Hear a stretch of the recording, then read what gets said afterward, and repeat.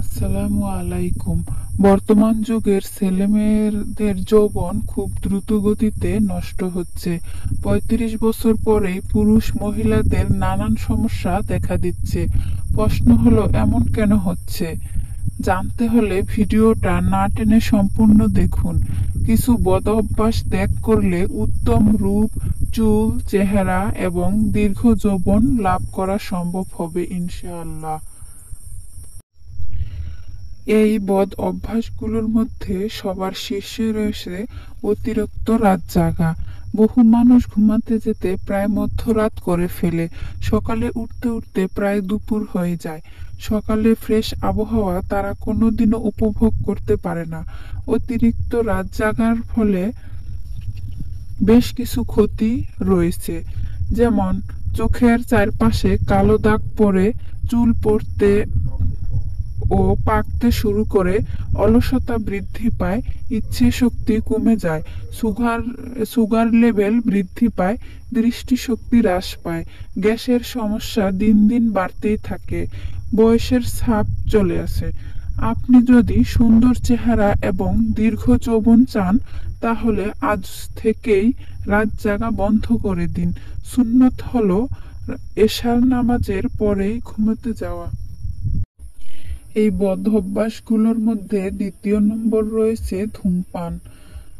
বর্তমান যুগের মানুষ বিভিন্ন জাতীয় নেশার সাথে জড়িত হয়ে পড়ছে।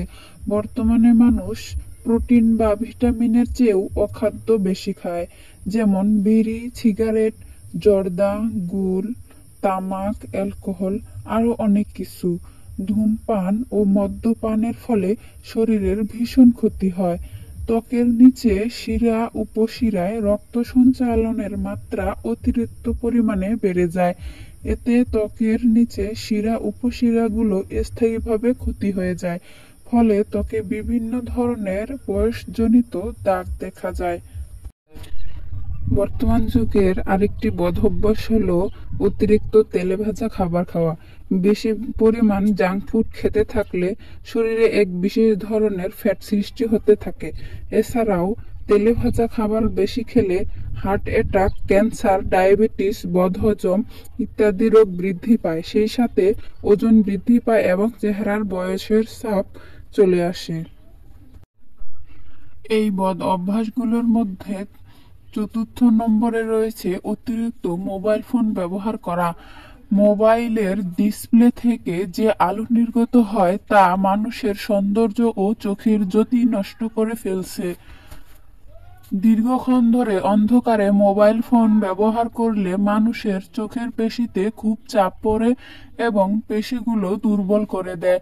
প্রতিদিন দীর্ঘ সময় ধরে মোবাইল ফোন ব্যবহারের ফলে মানুষের চেহারায় বয়সের ছাপ পড়ে যায় এবং চোখের জ্যোতি নষ্ট হয়ে যায়।